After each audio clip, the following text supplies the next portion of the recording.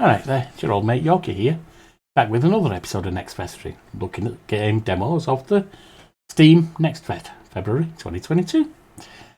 This one is also on my personal wish list, which is Builders of Egypt. You know, I like a bit of a base builder, city builder game now and then. The first Egyptians established arable fields made of spelt barley and date palm, because their meals were based on bread and beer. Cattle, pigs, goats, sheep and goats were eared, but most often tasting nutritious fish. A various species supplied by the Nile was eaten.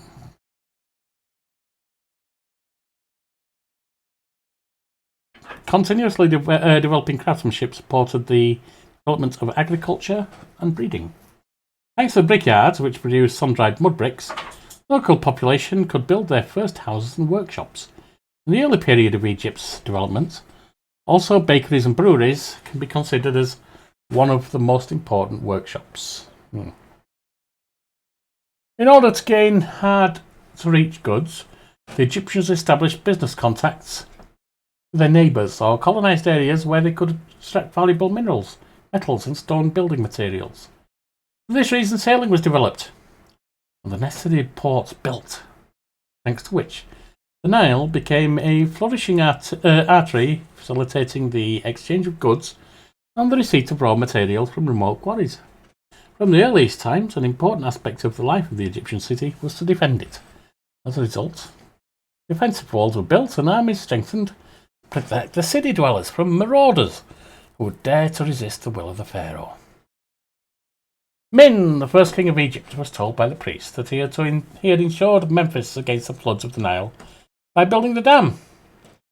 So if this is mine, as they tell, the first king of Egypt, the fenced arm of the Nile turned into a permanent land, he established there a city, which is now called Memphis, and dug a lake around it from outside, from the river to the north and to the west, because to the east the Nile itself is the border. In addition, he built the temple of Hephaestus. Hephaestus is a Greek god. I'm confused. In that city is great and worthy of mention. In this way, the Greek historian Herodotus, who lived in the 5th century BC, reported on the beginnings of the town of Memphis. Oh, that's why. What the hell? How long is this intro? The aforementioned King Min is called in other sources the mythical Minis, while the Egyptian texts call him Nama or Aha. Both rulers have deserved for their country. Nama, the last pharaoh of the Zero dynasty, or dynasty, whatever, united Upper and Lower Egypt. Nisanaha, founder of the First Dynasty, began to build one of the most important capitals of ancient Egypt, the city of Memphis. Memphis was the administrative, political and religious centre of the first Lower Egyptian nome. The city was the second after Thinis, Egyptian Tanit, capital of Egypt and the residence of the pharaohs at the very beginning of Egyptian history. That is, in the early dynastic period in the Old Kingdom. The high rank of the city was emphasised by the fact that the rulers kept their palaces here even in later times, and the capital of the kingdom was in another centre. Memphis was one of the largest religious centres of ancient Egypt. From the earliest times, there was a great sanctuary of the god Ptah called Het-Ka-Ptah or Ka-Ptah Temple. Interestingly, according to some Egyptologists, the name of the place of worship was the source of the Greek name of the country, Egyptus. Bloody hell. I mean, I appreciate the history and all, but this is a wee bit much, my friend. Alright, I'm not going to worry about that. That's too much reading. Glorious capital for Kemet. The ruler of Upper Egypt, King Nama, conquered Lower Egypt and united the kingdom on the Nile. Now the country needs capital. King Aha, Nama's successor, sends you to Memphis in a hedge to supervise the construction of this magnificent city. A political, administrative and religious centre which will become home to the royal family. and thanks to its monumentality, will strengthen its authority. Gather 1,000 bread, 10,000 bread, 2,000 bricks, 2,000 pottery, and have 150 dwellers. This short tutorial is intended for early access version and will be expanded as the game develops. Here you will learn the basic rules of the game. Click on the right arrow to go further or press spacebar. In ancient Egypt, the idea of currency was unknown. The work was paid for with bread and beer. To simplify this mechanics, treat these resources as the cost of placing buildings and exchanging wares. You can find the icons in the top panel. Yep. You get bread and beer mainly from trading and collecting taxes, but these are not a reliable source of income. So make sure you do not run out of them, because in such situations you will not be able to further development of your city. The settlement development should start with designing a grid of streets. Select a road from the building list and place a street where you will be building your settlement. Remember that the first basic resource is water, so it's best practice to settle along a river. Yes, it is.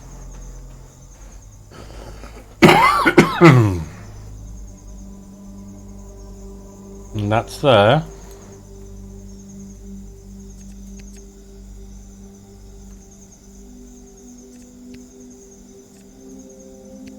Road.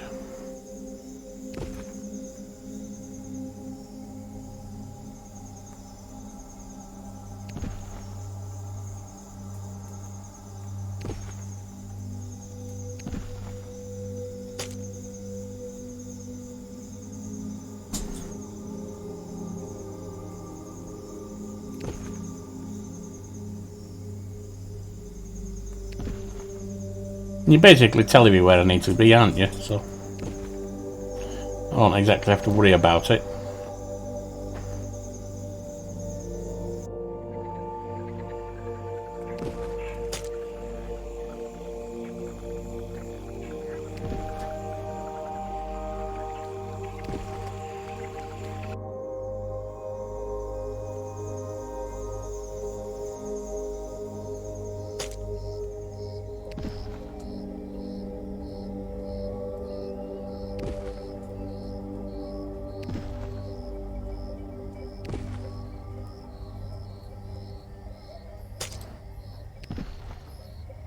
Alright, select a house from the building list.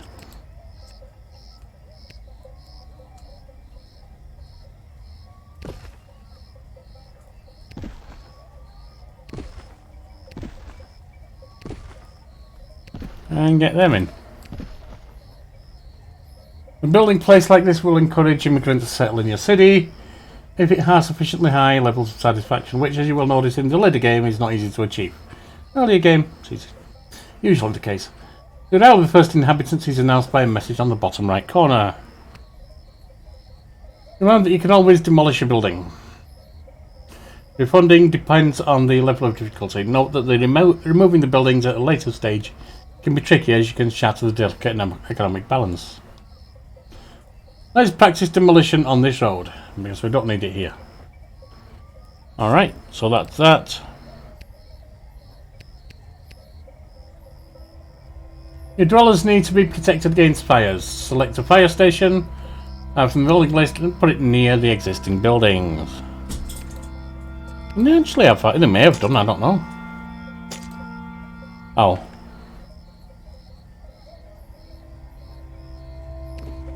There we are. Note that after clicking on the fire station range icon in the lower right corner, the filter will appear showing the coverage of the settlement with a range of the given building. Building protects buildings from fire, but remember that the effectiveness of the protection reduces as the distance increases. It's a good idea to build a fire station relatively small distance from each other for better protection. Better coverage results in fewer fires. High time to look at the buildings you've constructed. Use the left mouse button to select a house.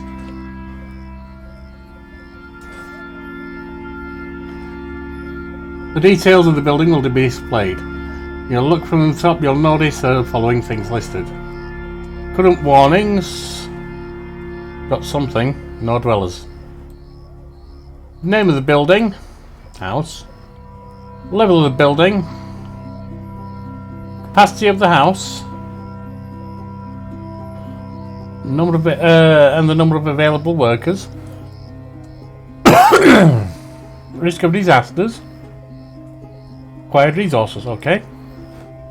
Note that each house has its own range, which determines the maximum distance to the building. Oh, we got people there, good. It is worth considering building a work camp, which is mostly self-sufficient unit. Alright.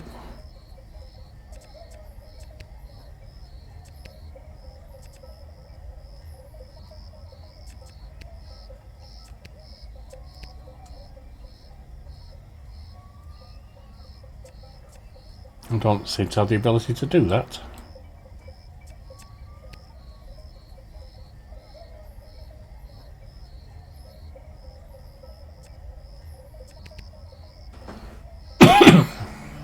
In order to upgrade the house, the wells should be placed in accordance with the requirements we have just observed.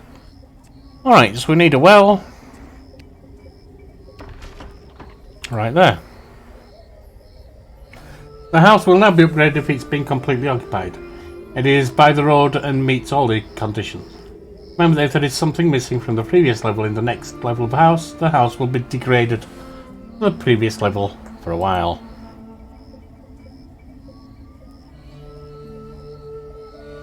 Three out of 5, 5 out of 5, okay.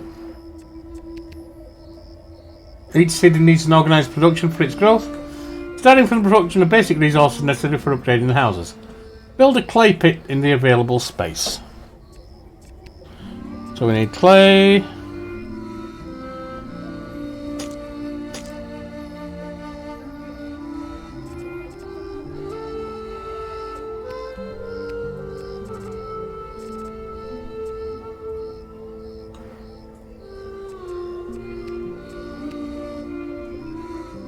Oh, I need to turn it around, don't I?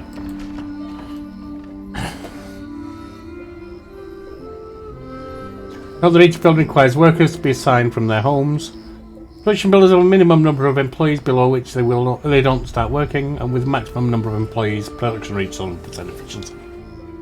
Keep an eye on the workforce in the settlement by building new houses. This is all very basic, very regular. Production of wares may require the construction of more than one building with the production chain. You'll find information about the building by left-clicking on it. Yeah, that's fine. Finished wares are collected by the employees of the stockpile and placed there. Build a stockpile. Well, we're going to need that. Yep.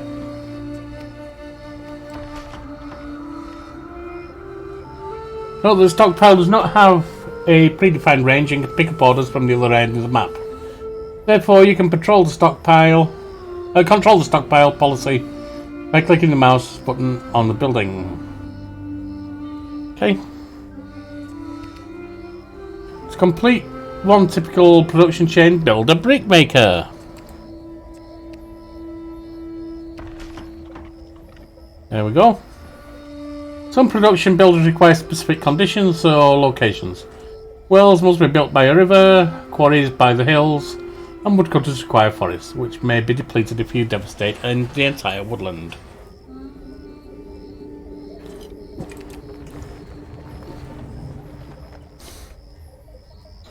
Remember that the buildings within a single production chain must have been connected to the same road network in order to be able to supply each other with products from the using the stock. Roads are used mainly by the stockpile and granary workers, so keep roads connected if you want to transport wares here. Inhabitants need food to improve their houses. As before, we need to create another production chain. Each subsequent upgrade of the house has its own different requirements. You can check them.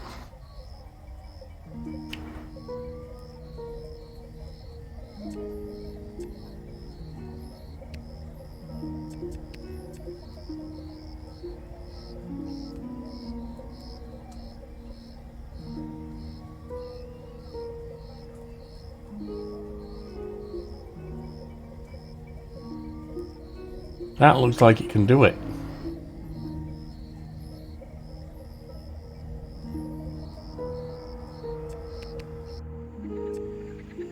Build a fishing wharf to start fishing. No problem.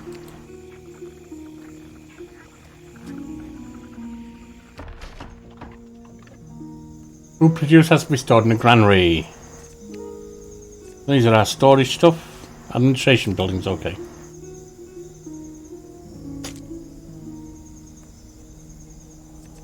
Try that again, shall we? There we are. The food from the granary is distributed through bazaars. The bazaar is supplied with wares. The inhabitants will continue to deliver them to their houses. Alright, so another government building is a bazaar.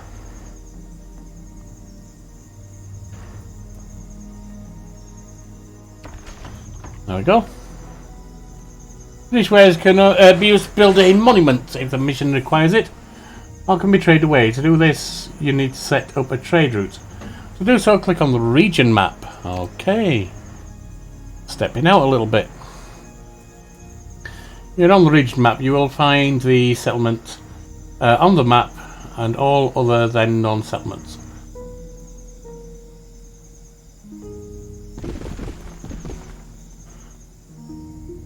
I don't have anything over here right now. Kush. We conquered Kush and then they conquered us, basically. Let's show that. You can only make contact with some of them at the beginning. The situation may change during the mission, depending on the results of your choices. Our city we can make with Abydos. Left click on the selected settlement. See what it is trading. This panel you can set up your first trade route, which requires an opening fee depending on many factors such as distance and current political considerations.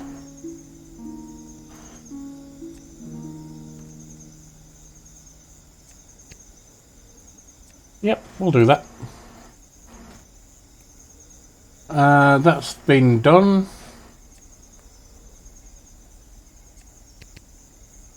The trade route has been opened from time to time. A trader or ship will come to the city to exchange their wares. At the beginning of each year, the amount of purchased wares is reset. If a trader exchanged all his goods during the year, he will not arrive again until the next one. You must first determine whether you want to import, export, or do nothing. The default option blocks the possibility to import and export. Change it, click the economy icon. Which economy icon? That economy icon. The goods you already produced and you can export to Abydos are bricks. Change policy to export bricks. Excellent. If you want to keep bricks in a specific stockpile, you can set it in its options. Care about that right now? Knowing the basics of the game, you can focus on completing the mission.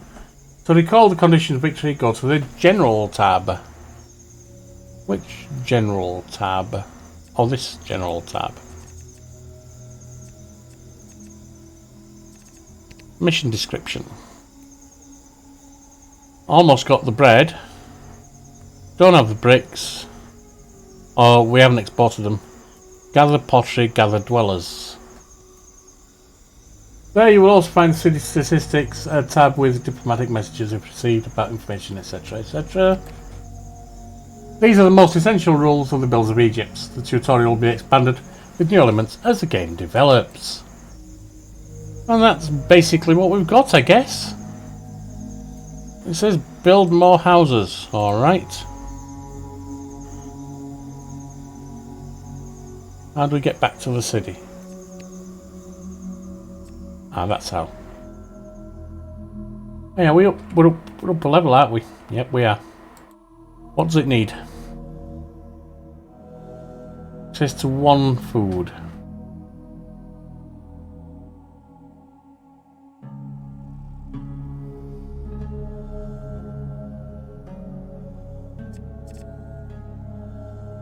We've got fish. We haven't got anyone fishy there yet.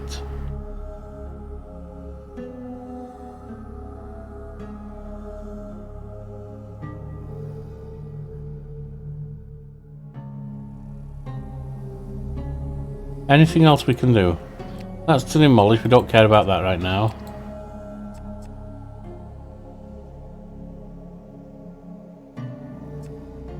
We could put some more of these.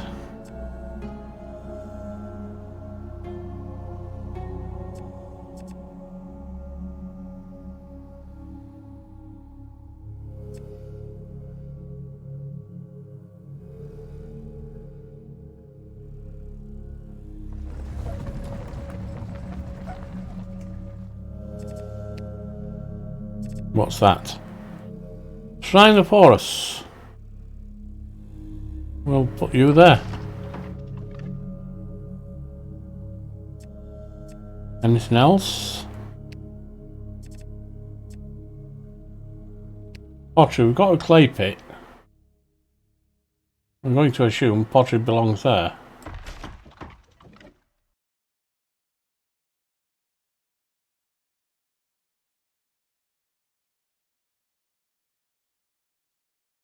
Now.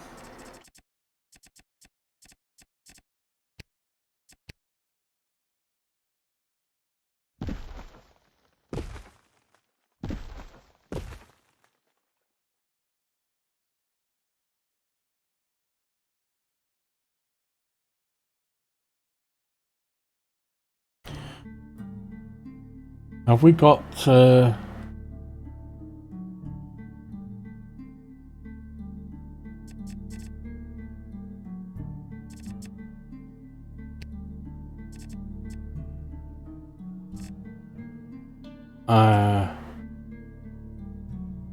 that should turn it on, I guess.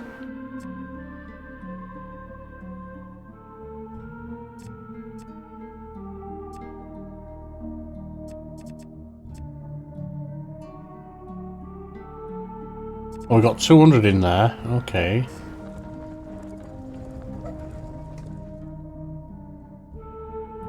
And there's a speed thing.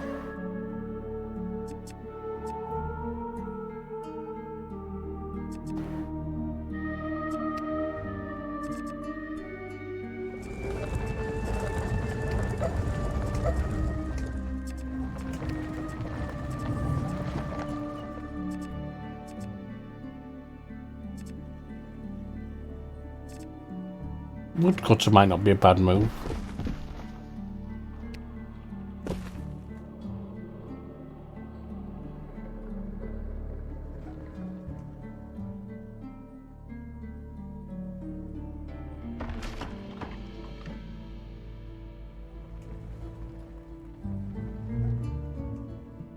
Oh, that's gone up. And what does it need? We're all going up.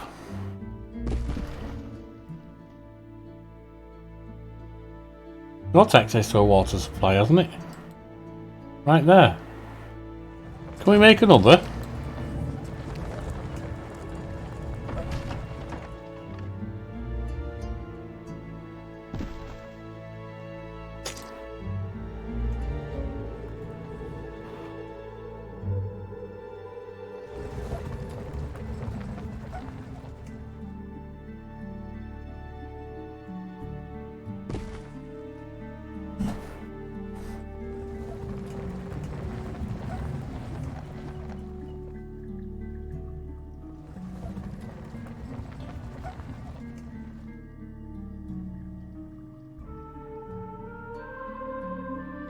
We're gathering pottery.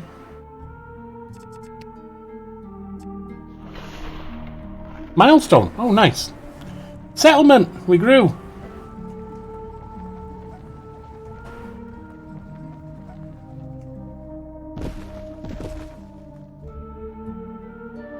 Okay, now what? Can I get back to the game, please? Can I get back to the game, please? Resume. Yeah, it's nice that you're giving me this. Oh, there's a check mark down there. Located just at the bottom of the screen. That's actually somewhere that people often don't look so much.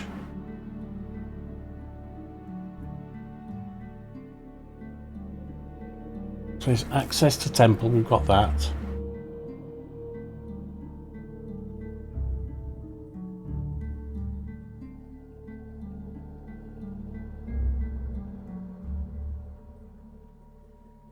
We don't have wheat, etc.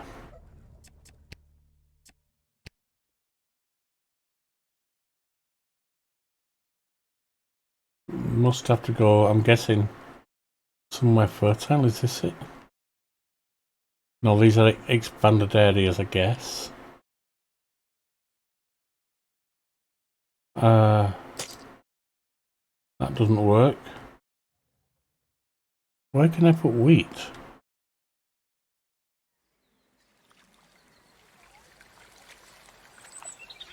I have no idea.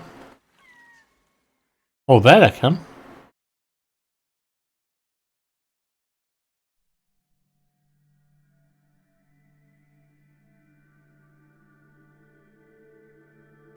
Put it all the way down.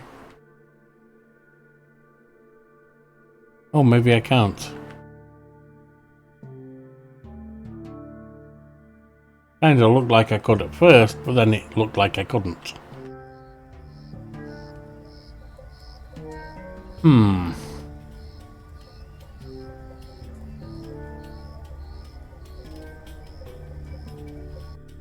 Oh, where can I put wheat? Maybe I can't. Maybe that's just not a thing.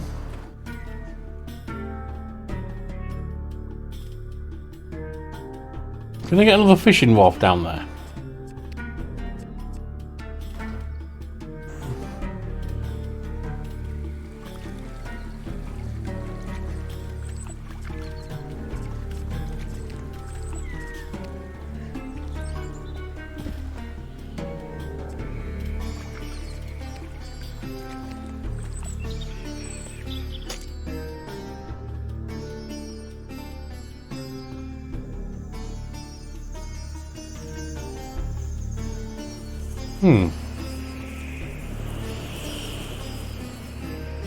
Maybe I can't. What about wheat? Can I put that down there at all? Oh, I can over here.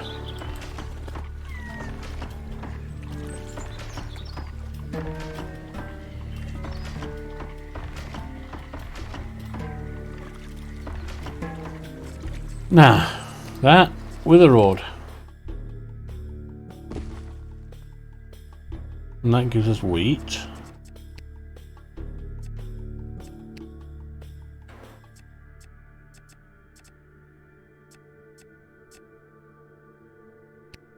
Faith related, no. Administrative, no.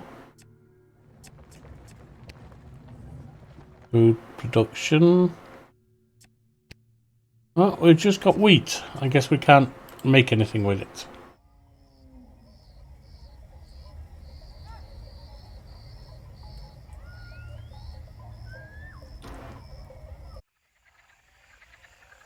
Maybe we can, but I haven't seen how.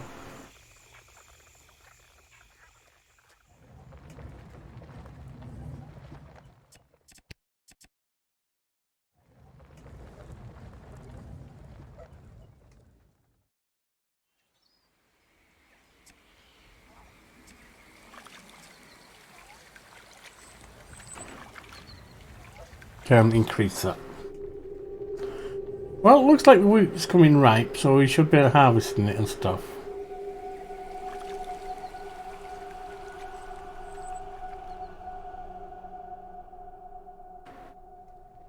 We're at 30 minutes, so I'm actually going to stop there. We're doing fine, I think. And could go further.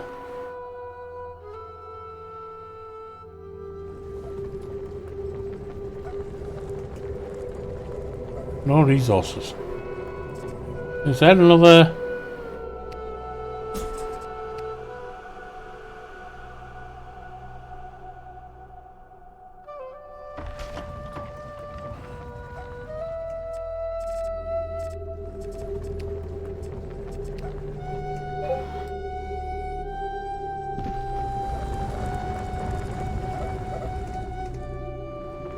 Got no workers right now.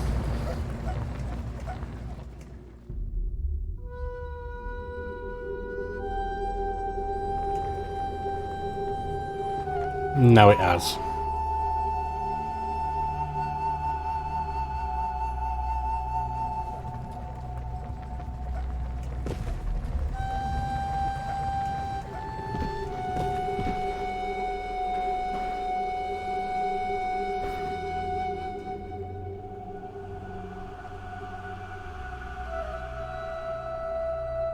Oh, has that gone up again? Yeah, I think so, because that's a smaller one, isn't it? And then...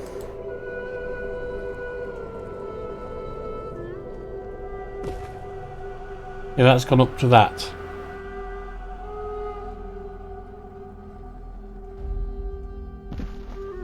And that's gone up, that's gone up, that's gone up. Everything's going up.